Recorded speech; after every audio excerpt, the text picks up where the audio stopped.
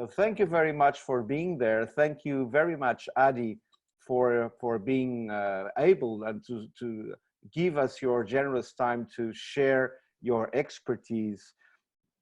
This webinar will be around pearls, around the natural pearls. That's why Adi, as a pearl expert and collector, he will help us understanding the mysterious world of natural pearls. People think that natural pearls are a thing from the past, but not actually. They are also things from the present and also things for the future. So it's good to clarify that thing. So Adi, thank you very much for joining this webinars, and maybe you want to say a few welcoming words to our audience, which is growing almost 500 at this moment. Well, I would like to start by thanking you, Rui, for giving us this lovely opportunity of talking to the world and whatever we are going through right now. Pearls are, pearls are beautiful. Pearls are so rich. And I thank everyone for joining our session today to understand more of this beautiful gem and understand why it is so important and so valuable since. And thank you, CIBJO, for supporting this this webinar. And yeah, we're ready to go, I will say. Yes, good. So I'm going to share my screen. I know that you can mute yourself. You can be on video, but at least the microphone should be muted. I'm going to take this off, and because I look nicer with this, they say. So I'm going to share my screen right now. And okay, here we go. Okay, so this is a brief introduction. So I will just make you lose a few minutes on a very brief introduction on natural pearls. And so we will explain what a natural pearl is. We will also tell you, this is really critical. Natural pearls have to do a lot with the host animal, with the host mollusk, where it grows.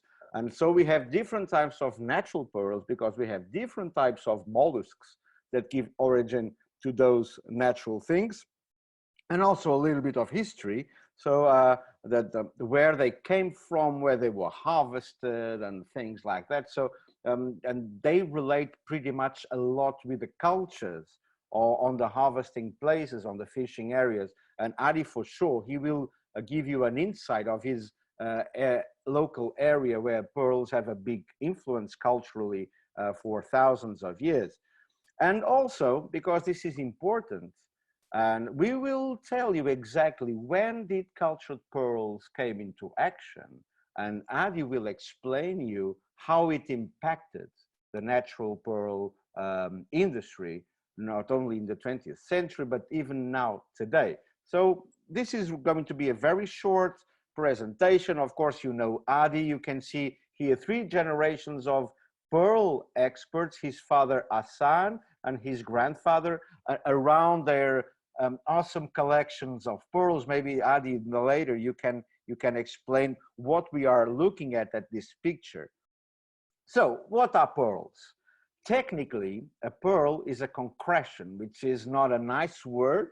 It's not a saleable word, but technically it's a concretion. It's a solid thing that forms inside a pearl sac, which is a membrane tissue inside and grows naturally inside some mollusks. And those mollusks, they can be, mollusks like seafood, they can be bivalves, which is animals with 2 valves, or they can be gastropods. Gastropods is like the sea snails, that, as you can see here on the picture. Also, by the way, there is a cephalopod. For those of you that are not biologists, you'll hear these names. Cephalopods is like squid and octopus, but there is one cephalopod that is called Nautilus, which has a hard shell. That one can also very rarely give origin to a pearl. So pearls occur naturally inside some living organisms, some aquatic living organisms, bivalves or gastropods to be more precise. And they occur not only in marine environment, so in the sea, but they can also occur in rivers, ponds, lakes, and also in between where the river meets the ocean. So where mollusks live, you might have natural pearls. And what are they technically in terms of composition?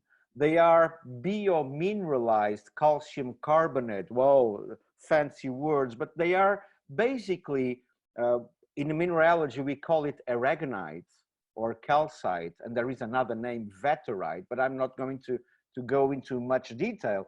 But it's similar to existing minerals that the animals are capable of growing. I mean, as we are capable to make our skeleton, our bones, mollusks are able to grow their own skeleton, but instead of being a skeleton inside their body, the skeleton is outside the body. So it's an exoskeleton, it's hard, and they have the capacity to biomineralize calcium and the carbonate, which is CO3. So it's a natural, it's not a mineral because it's a biological, but it's a biomineral, if you wish.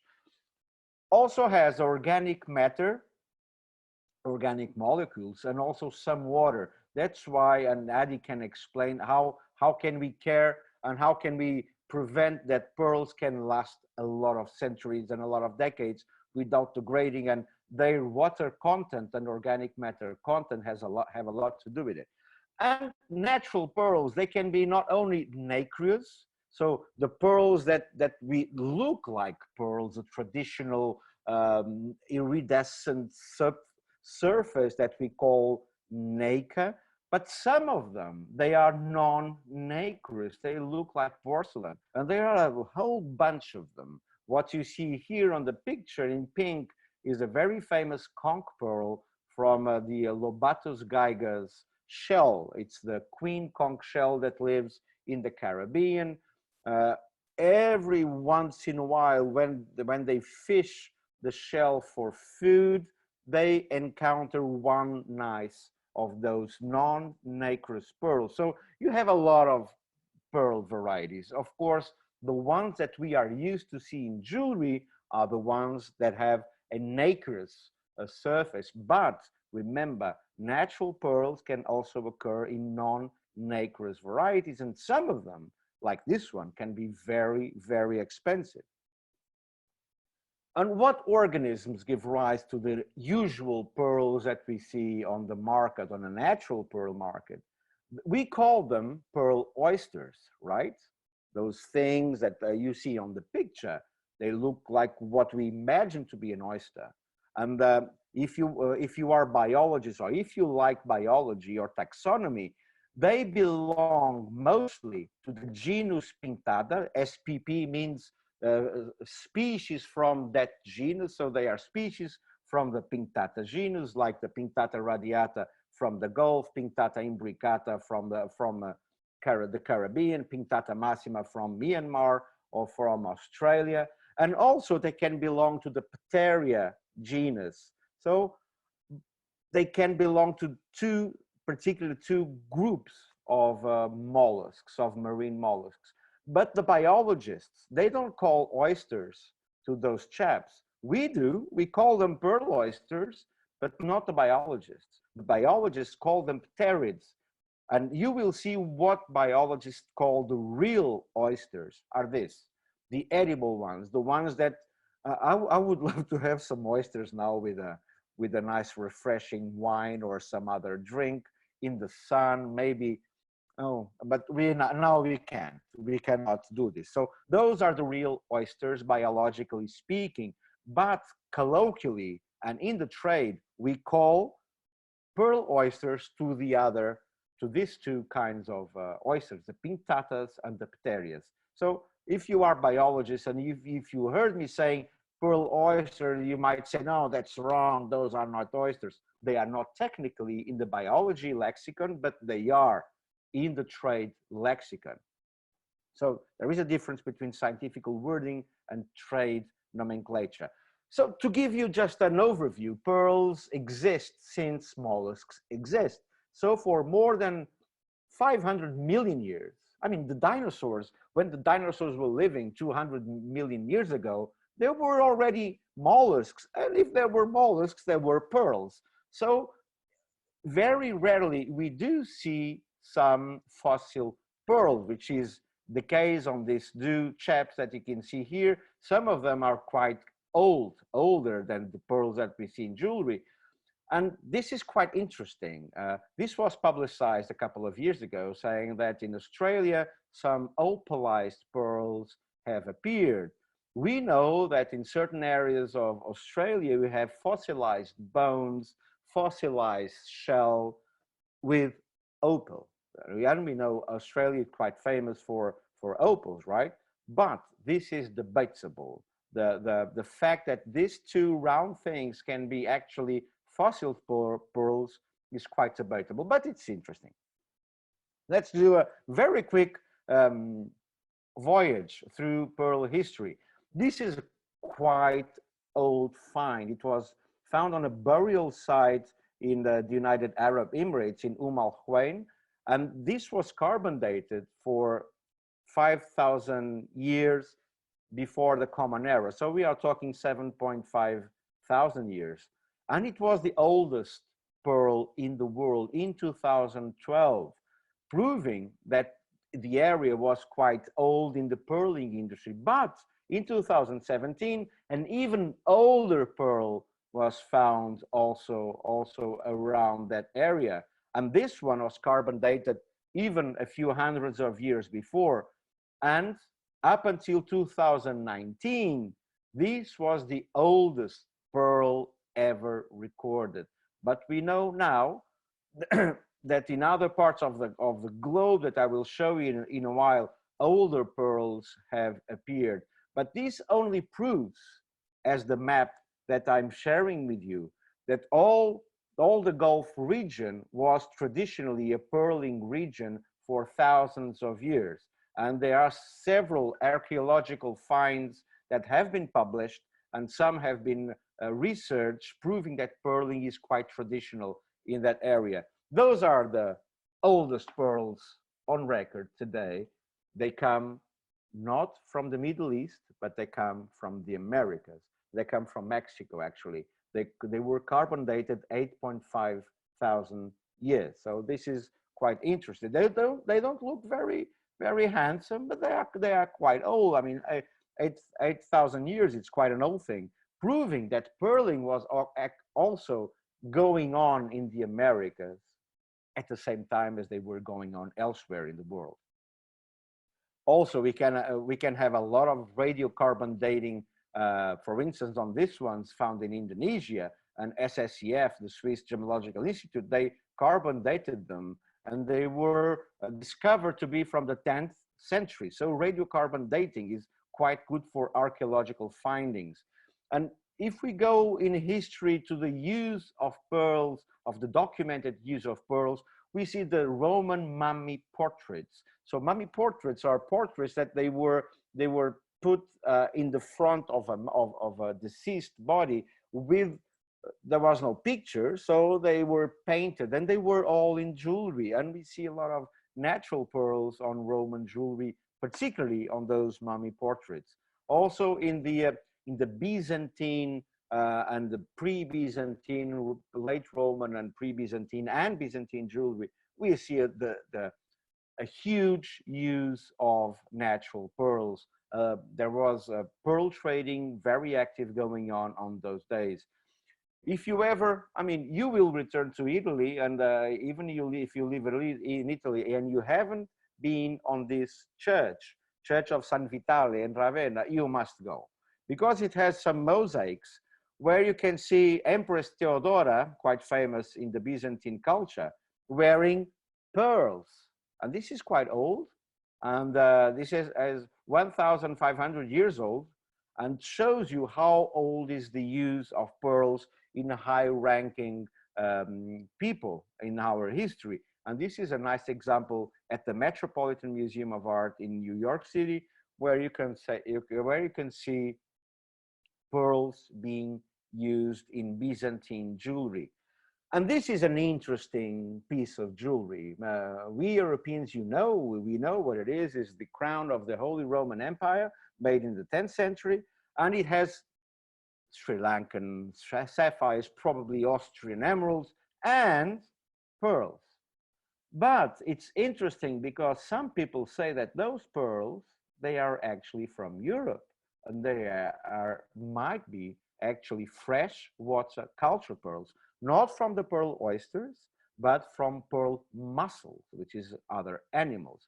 And we also know that in Russia, in the St. Petersburg area or near Finland, there was quite an active fishing activity of pearling activity in rivers locally, and that kokoshnik kind of tiaras, I don't know if they can be called tiaras, but that hair ornament in the kokoshnik style that you see over there, it has a lot of pearls, and those pearls are Russian.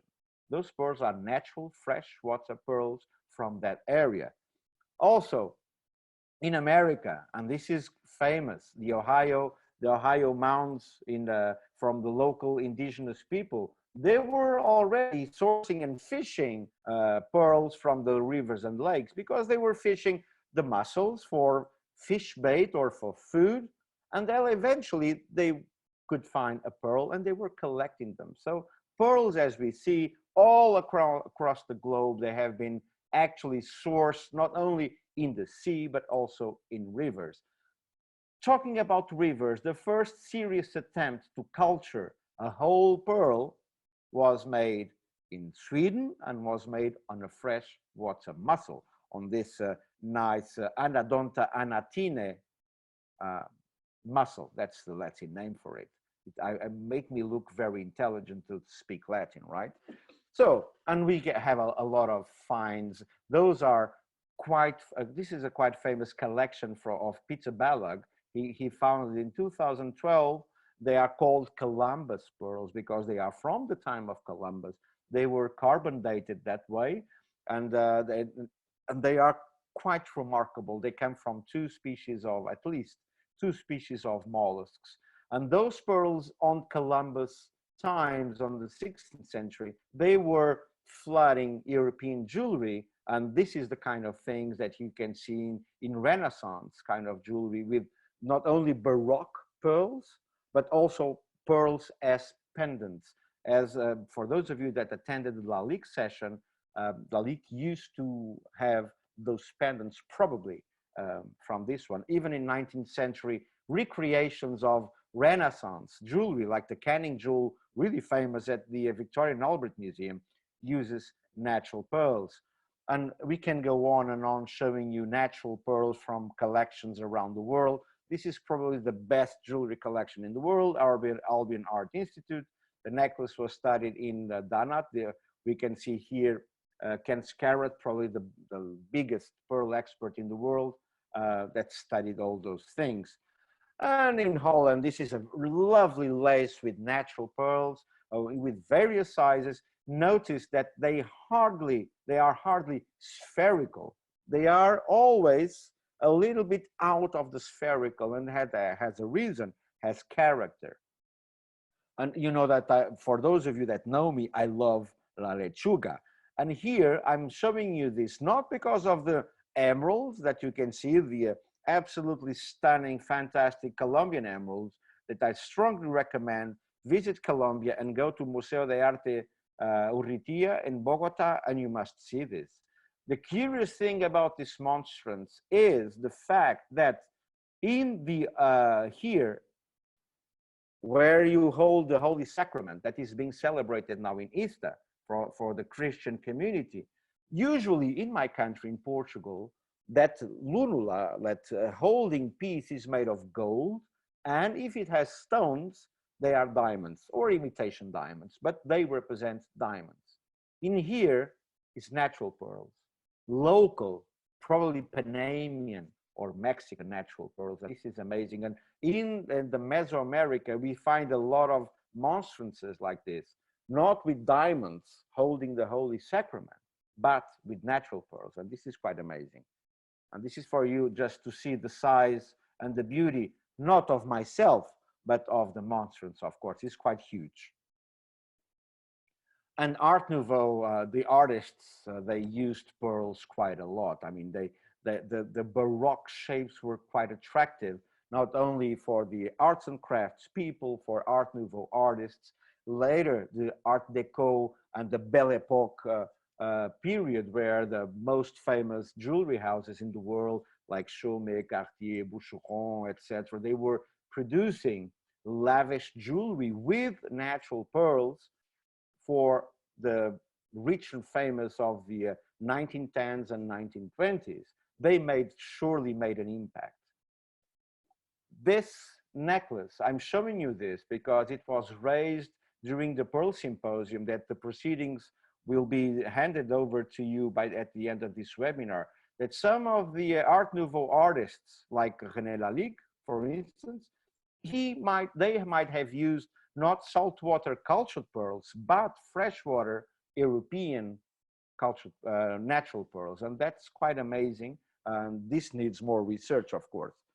And because we are talking about natural pearls, I want to give you an idea, and this is the very last slide, on when did cultured pearls came about. It was this gentleman, Kokishi Mikimoto. He didn't invent it, but he made it commercially available. He was the one smart enough to collect the scientific information and never giving up and producing a commercial viable whole cultural pearl. I say whole cultured pearl because you have cultured products in pearl oysters that are adhered to the shell, and they are not pearls. They didn't grow in a pearl sac. Those are cultured blisters. So he managed to, we can do a whole webinar on the pearl nomenclature, but the first whole cultured pearl was achieved in 1905, more than 100 years ago. He patented the process in 1908, and mass production that affected the market considerably was only in the 1916, and in the 1920s, the Parisian pearl dealers, and Paris was the capital of natural pearls 100 years ago, they were going crazy, and they even put this gentleman in court because he was selling marine products that he was calling cultured pearls, or he was calling them pearls. So we can make an association with synthetic diamonds today, but this was 100 years ago, and this gentleman was in court. And since the 1920s and 30s, we start seeing necklaces. Not today, we see the so-called Akoya cultured pearls in necklaces, all of the same size, right? But not on those days. On those days was graduated because natural pearls were stringed graduated, and cultured pearls, they had to go after the fashion trend to meet the desirability of people, that they used to wear graduated pearls, not pearls of the same size. So this is pretty much what I had to say today. I'm going to pass on the word to Adi, and maybe Adi, you can explain us what's on this image, who is on this image, and what are the pearls that you see here today. Thank you very much, Rui. That was a lovely and great introduction. I honestly learned some new information from you. Now, starting with this photo, the gentleman on my right would be my father, who is known to be today one of the world's largest natural pearl collectors. And the gentleman in the photo in the back is my grandfather, who went through the boom of natural pearls, lived through it, and went into the Great Depression era, and passed away in the 1970s. He lived a healthy and good life of over 109 years old. Wow.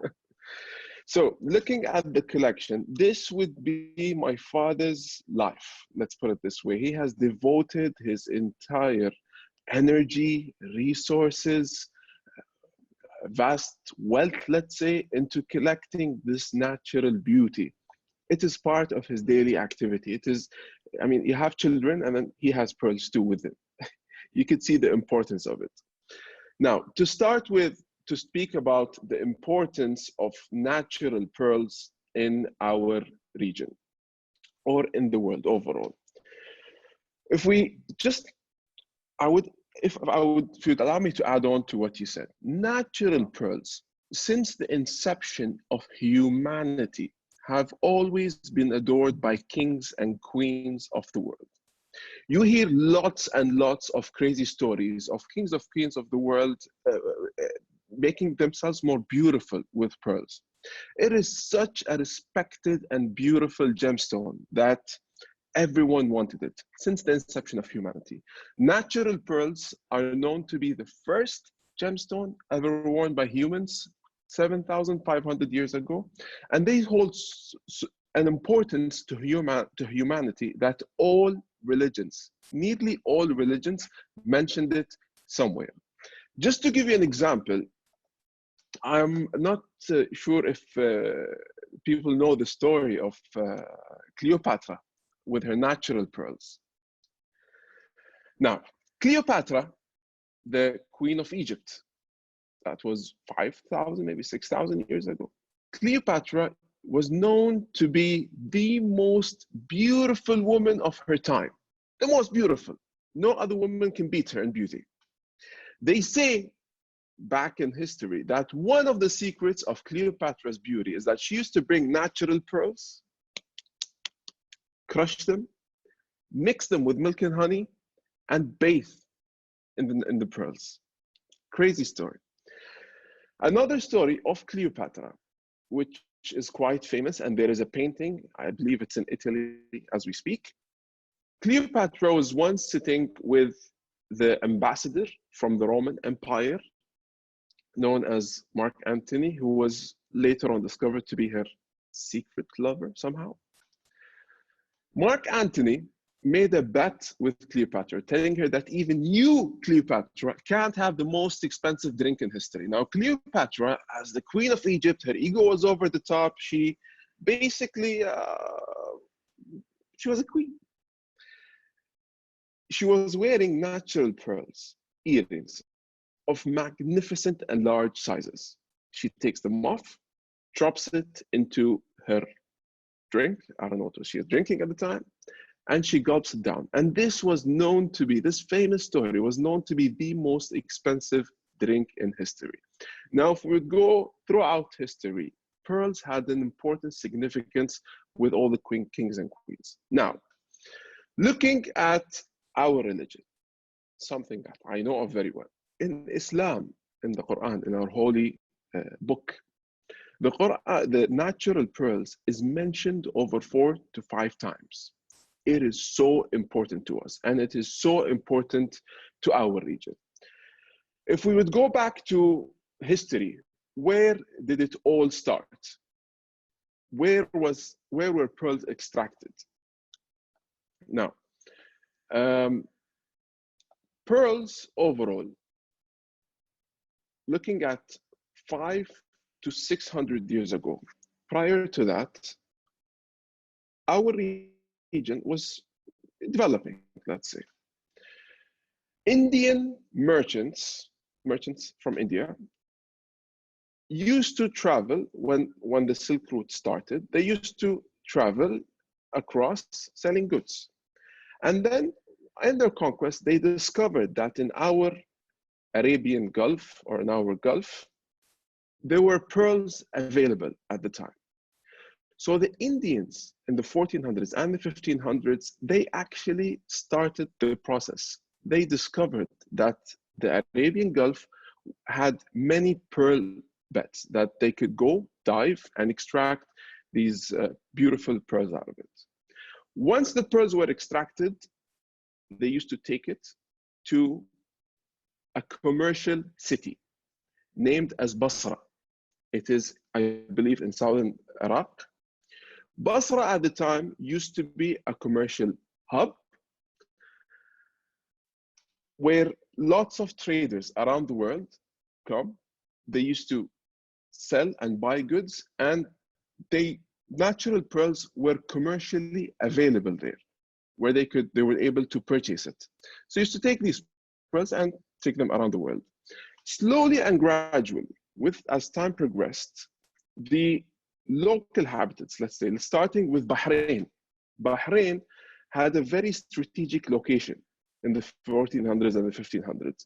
Bahrain, it means it's an island filled with sea around it. Bahrain at the time, they were able to understand the process, but in fact, take natural pearls, start creating ships, send people out, and make it commercially viable. Make natural pearls commercially viable. You see, there was a lot of demand globally with natural pearls, and a lot of people around the world wanted natural pearls. So in Bahrain, it all started there. Sorry, I cannot hear you, Rui. My microphone, sorry. What you mentioned right now, it's quite interesting. I don't know if everybody caught that. When we hear about Basra Pearl, some people believe that Basra Pearl is from Basra, right? But it's not actually from Basra. It's a trade name created by the Indians centuries ago to refer to Bahraini pearls or to the local pearls. Is that it? Now, you see, at the time when it was named as Basra Pearls, Basra does not have any pearls. Okay. They cannot extract pearls. So due to the fact that the pearls used to be traded in Basra, that the Indian merchants used to go and sell, and at some points even buy these pearls from Basra, it became a commercial hub. That's why they called it the Basra Pearls. Even till date, in India, they call all natural pearls. They call natural pearls that come with a creamish tone. They call it as the Basra Pearls. But again, the sources were the same, even in our region. The Bahraini pearls, Bahrain, since it has a lot of pearl beds around it, lots of pearl banks, sorry. And it started there, actually. They were able to extract the natural pearls, make it very commercial, build the ships, start selling it abroad. The pearls, the route was going as following. They used to extract the natural pearls, send it to India. I believe it was Mumbai where it was first sold. In Mumbai, it was sold to other districts, or it was sold to the Maharajas, where the Maharajas were very wealthy and they were fond of pearls. And whatever did not sell there, I believe, it used to also be transferred to Europe. And then Paris in the mid 1800s grasped this idea with the major traders. At that time also, Kuwait developed. The United Arab Emirates, looking at Abu Dhabi, Dubai, Sharjah, they also got a hang of this industry. And it reached to a level that the entire area, let's say, was dependent on one commodity. And the economists used to call our region the single commodity economy, in which the entire economy used to be dependent on natural pearls. There was absolute no other income. So the rate used to go as following. They used to extract natural pearls, take it to Mumbai, whatever gets sold, and heavy traders, such as there was a famous Parisian merchant, Mr. Rosenthal. Whatever was not sold, it was taken to Paris. And in Paris in the late 1800s, early 1900s, became the capital city of the world of natural pearls. What do we mean capital city? They used to get the natural pearls and they used to string it correctly with the exact sizes, the exact shapes, the exact colors. It is a very difficult process. It's not easy. We have been working on it. My father has devoted his life working on it. Not a very easy process. String the natural pearls and then sell it off to merchants, kings and queens, and collectors around the world. Until early 1900s. By 1960 and 1920, what happened is that cultured pearls came up and the traders found it very difficult to differentiate between what is a natural pearl and what is a cultured pearl. You see, at the time, natural pearls were so expensive. They were so valuable. And to have an exact, let's say, and to have an exact created, an artificially created pearl, people could not understand. Like, this was something so rare, you cannot get it. How can you have it in mass quantity suddenly out of the blue? So the demand on natural pearls globally reduced. Add on to that, 1927, 1928, the Great Depression came. And this was a blockage for our region. Whatever people were dependent on in natural pearls got diminished. There was low income all of a sudden, and there was no actual devices, or let's say there were no actual equipments or technology to understand or differentiate between natural pearls and cultured pearls. Until, I believe it was the GIA, 1940s, 1945, who were able to develop the mechanic and develop the technology to differentiate between natural pearls and cultured pearls. But by then, I would say it was a bit too late. The demand globally has reduced significantly, although at the time, even then, some collectors and queens of the world still wanted pearls, but the demand diminished. Now, what happened later? Our region overall, the dependency shifted.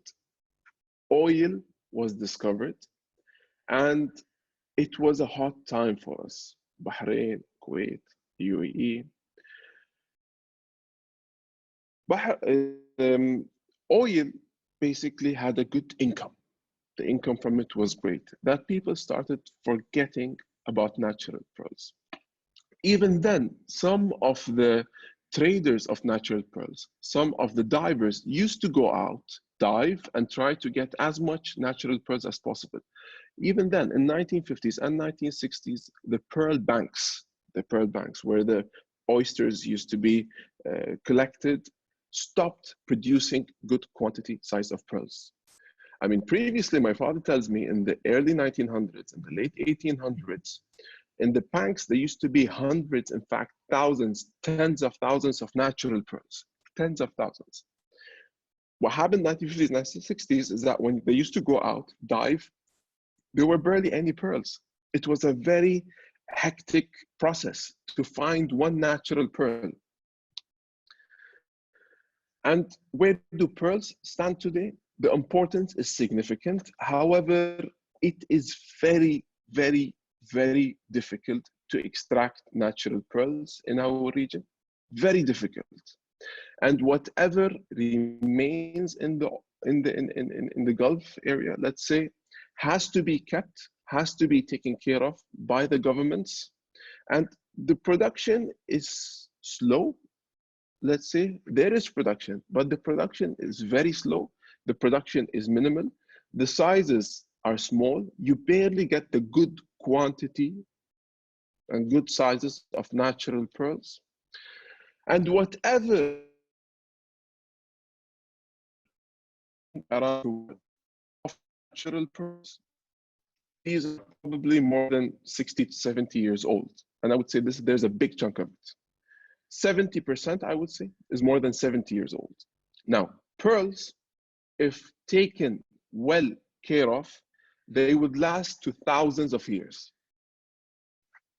Take good care of it, enjoy it at the same time, but avoid the chemicals, I would say, on it. For example, if you put creams or if you put perfume on natural pearls, you get a layer, you form a layer, you change the luster, you change the color of it, which destroys the pearls. And yeah, that's pretty much where we stand today with natural pearls. You are a terrific interviewee, because I ask you a question and you offer a seminar. That's brilliant, Adi. Thank you very much. Before we go into the Q&A and to see, can you see the Q&A, the questions and answers from people, Adi? Yes. Before we go into that, I would like to ask you, how long does it take to assemble a really nice necklace of natural pearls, say from 3 to 4 millimeter up to, I don't know, 8, 9 millimeters in the center? How long does it take to collect a nice one? Okay, so to collect, to find the good size, Yeah, to find the good color, to find the matching luster, every single pearl has to be identical to each other. You cannot have one pearl and of a different pearl, especially if it's fully round. Baroque pearls, it's possible. Baroque are beautiful. However, the most demanded would be round, fully round natural, like Elizabeth's pearls. To find exact same sizes, the exact shape, the exact color is an extremely extensive process. It takes years. It honestly takes years. And to thread together after collecting it takes a few months. It doesn't take a long time to thread it for the threading process and to create, you know, the string lines. But the main issue today with natural pearls would be the availability. We have been traveling the world from Europe to India to Asia to the States and discovering and understanding what is going on with natural pearls. And it is not as available as it was 5 years ago. And 5 years ago, it was not as available as it used to be 10 years ago. The rarity is increasing as we speak. okay, thank you very much. I mean, it's quite insightful. So Adi, if you wish to look at the Q&A panel, and we have like 16 questions already, it will be hard to reply to them all. We only have 17 minutes up until the end of this session. So I will give you total freedom to look at them and to reply as you wish. Sure. So which one do you want to start with? It's up to you. Do we, okay, answer by live. Can you cut natural rhythm around the shape? Answer live. You can choose. You can do as I do. I only choose the easy questions. The difficult questions I don't answer. But how do I answer? Is it live over here? No, just read the question and you can reply to everybody so everybody can learn from it. While you are doing that, you were talking about pearl identification and pearl identification. Nick Sturman, that you know well, he worked in GIA. He gave a great presentation at the Pearl Symposium, giving, and yes. you all will have the link for that one, and giving the evolution of the pearl identification equipment. Like the English in London, they were already testing in the 1920s, and the first laboratory, the first gemmological laboratory, was actually made in London for the London Chamber of Commerce, precisely to separate natural pearls from cultured pearls. The oldest existing laboratory is, of course, the French, the Laboratoire Français de Gemmologie, but a few years later, that's the oldest existing one, but the oldest one, actually. It was in London precisely to try to give answers to separate cultured from natural, because the prices were absolutely astronomical for natural pearls. Correct, 100%, 100%.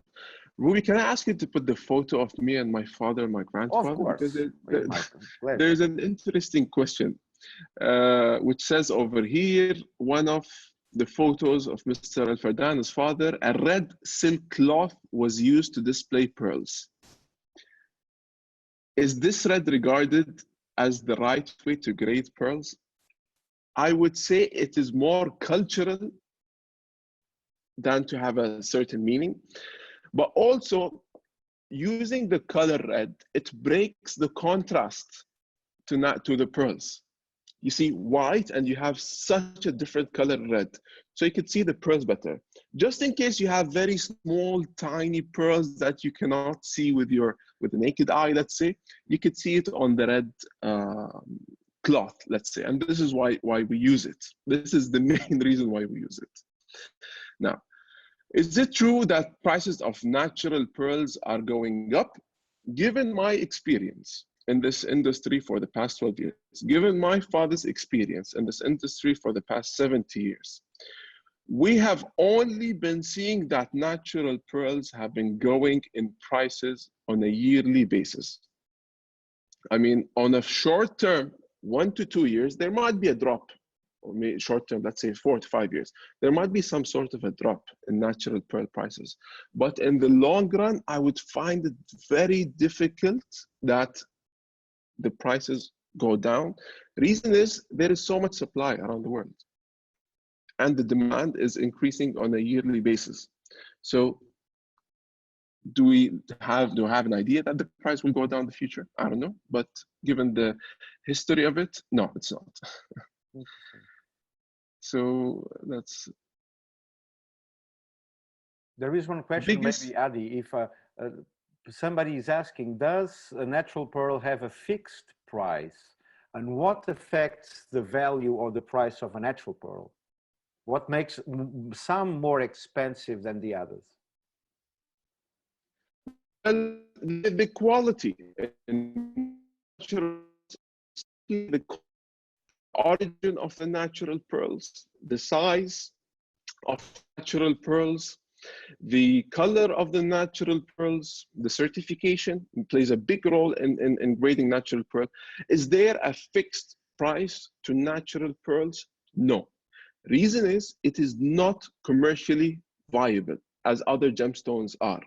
There is no fixed price. You cannot, it would be very difficult to say that this price of this pearl would be, we would lock in this price for it.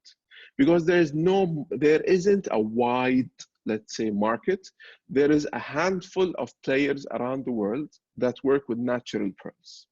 So if you would ask me, from my personal opinion, is there a fixed price to it? My answer would be no, there's no. It really depends on previous records and understanding the price today, looking at auction houses, how are the prices changing on a daily or on a yearly basis.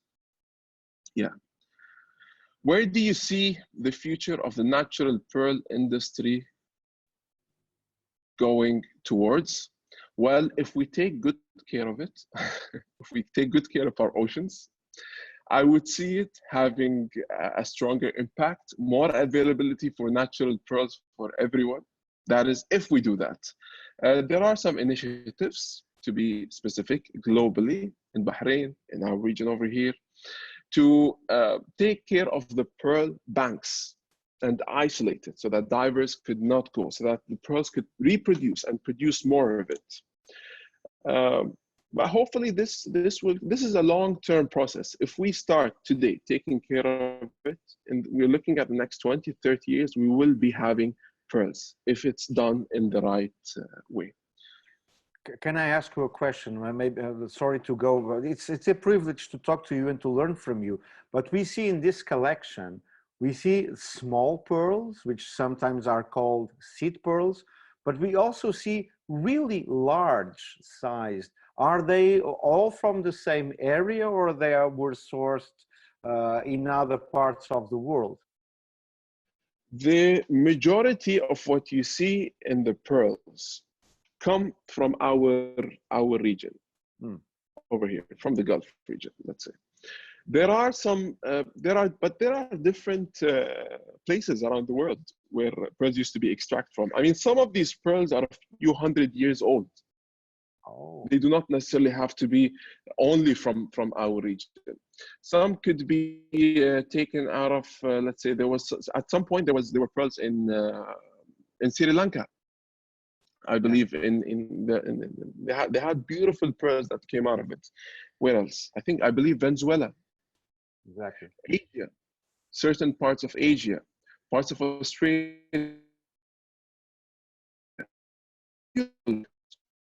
I not believe available to everyone. It was very limited in supplies, and whatever used to be taken out, it was difficult to replace, to get another one out of it. So whatever used to get out of there used to be very, let's say, temporary. But yeah, going back to the question, majority would be from our region. And just another question. When I was in Jewelry Arabia in November 2019 in Bahrain, in Manama, I saw a pearl diver, a local pearl diver with a 13 millimeter Gulf pearl. And 30 millimeter is crazy size for such a Pinctata radiata oyster. The local pearl oyster does not give such a huge size. And I also learned that the average size is about 2 to 3 millimeter. Everything above 2 to 3 millimeter is exceptional. And a 13 millimeter is like a world treasure. It's quite out Oh, of the yes. ordinary. Yes, yes, yes. One more information.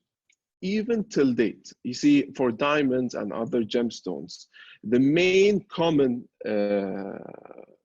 grading is in carats.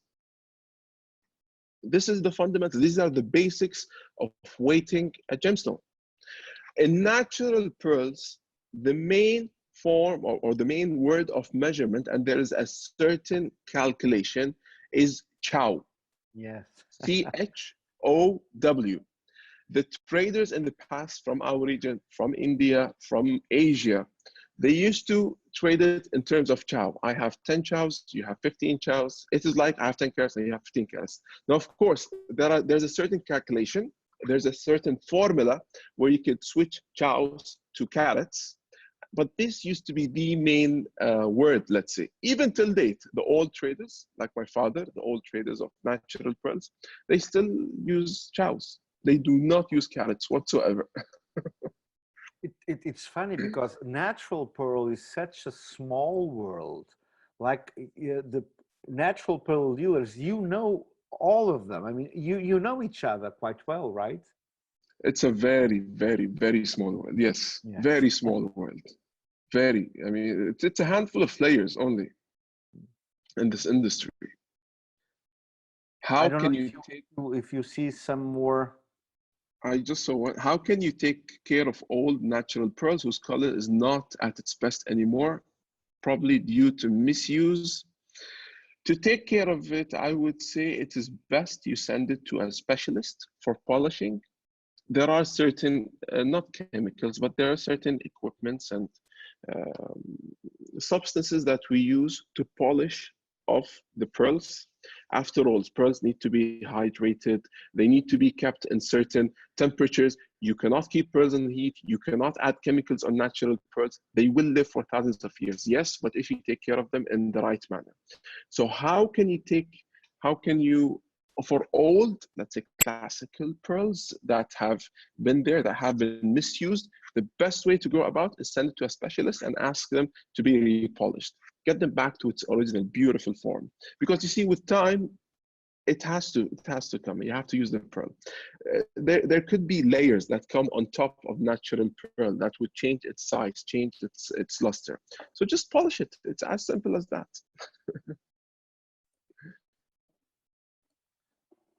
Let's see if you have another question. And so from Sarah Edwards, Adi, what did you mean about protecting the pearl beds?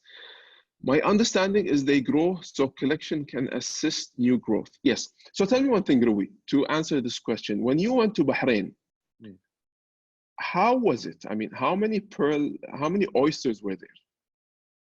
When I was there, yeah, there were a lot. There were a lot of oysters. Yes. A lot of Yes. oysters. In the northern part of Bahrain, there are areas which are protected, and the pearl banks haven't been fished for decades. So they are quite plenished of those oysters, and the oyster beds are quite full. And I've learned from the biologists from that work for the government in Bahrain that the numbers are quite interesting now. They even have this touristic thing, which is quite interesting. You go to Bahrain, you go to Mukharak, which is the oldest capital of Bahrain, and you can pay a fee and go into a boat, and you can collect yourself up to 60 pearl oysters, and whatever you find is yours. And that's amazing.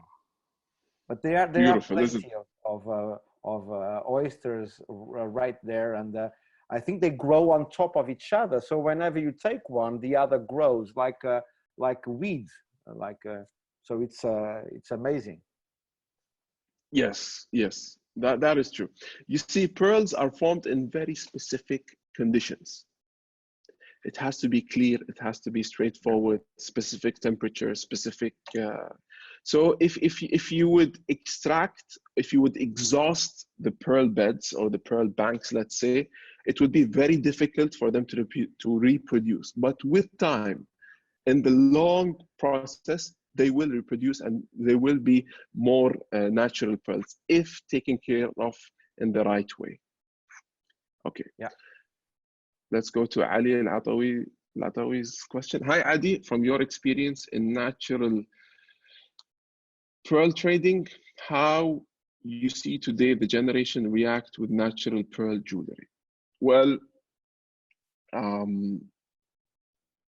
the jewelry industry is a massive industry, hitting $80 billion in 2020, let's say. It's a big industry, and it is growing on a yearly basis. Now, the biggest part of this industry would be in gold and diamonds, as we all know, and gemstones, they follow a certain traits. Natural pearls have a very small percentage, if any, in this entire industry, in this big, lovely industry. How do you see the new generation? The new generations, it's our job, including you, Ali, including Rui, to pass this knowledge of natural pearls to people so that people do understand the importance of such beauty. I mean, if you don't know what is beautiful, if you cannot understand it, then it would be difficult to comprehend. Yeah. Ending up this interview with something that has to do with the new generations, with sustainability and environment, I think it was brilliant. And I will post right now at the chat log the links for the Pearl Symposium proceedings and the Danat YouTube channel, where you can actually listen to biologists that attended the Pearl Symposium giving those lectures. You can also hear Adi's presentation and my own presentation as well, if you want to hear me again. But let me, I'm going to try to copy this and paste it. Okay, there you go. Oh, not yet. Well, before that, I'm going to share you my screen and just letting you know what is the next webinar, while I'm struggling here with the copy and pasting of the links. I'm not your generation, Adi, so for you this is so easy, and not for me. You're 28 last time I checked, Joey. Yes, but I know I look 27, but yes, I'm 28. So I'm at this moment I'm not able to share those links, but I mean, in the thank you email that you will get tomorrow, you will have those for sure. So let me see if I can try and put it again. I'm really not very professional doing this, am I? So let me check again. And maybe I think the problem is I'm not copying and pasting correctly. So the downloads on social media, there you go. Okay, the social media and the downloads for today are on your chat. And I think it's too long. And the links for the next session are already in there as well. So next session will be on colored diamonds. We will have Eloise Gaillou joining us. But on this session, we had Adi Al Fardan. Adi, thank you so very much for your generous time and to take a little bit of your time to join us. And you will join us again in the afternoon or evening session. And I'm sure it was a privilege to all of you that attended to listen to the stories told in firsthand by a pearl expert, by a pearl collector from a family with long tradition in the natural pearl industry. And oh, one thing that we forgot to ask you was in the Gulf, but mostly in Bahrain, what happened to those families after the cultured pearl and the Big Depression? You mentioned it, but they were practically all out of business, right, in the 1930s. Sorry? In the 1930s, the pearling families were practically out of business because of cultured pearls and because of the Great Depression. The Great Depression, yes, yes. The demand dropped significantly. Yeah, and so now things are different. And I hope this webinar has served to tell all of you that natural pearls are not a thing from the past. They are a thing for the present and maybe a thing for the future, because the pearl oysters are custodians of the sea. They are sea filters. So if we take care of pearl oysters, we are taking care of our ocean. So it's a win-win situation for everybody. Adi, thank you very much. You have 1 minute to give a few final remarks, and then I will close the video. Thank you. Thank you everyone for joining our session today. Thank you very much, Rui, for making this happen. Thank you to CIBJO for supporting this webinar. I hope you all stay safe. We are all going through a difficult time. It's the time right now to stay home, to get more information and appreciate the basics of life. Stay safe, everyone. Stay home, and thank you all for joining. Thank you, Adi. Thank you also each and every one of you. All the best health to you, and be safe. And Adi, thank you very much for coming. And it was a pleasure talking to you. Bye bye, Adi. Bye bye, everybody. See ya. Goodbye, everyone. Stay safe. Bye.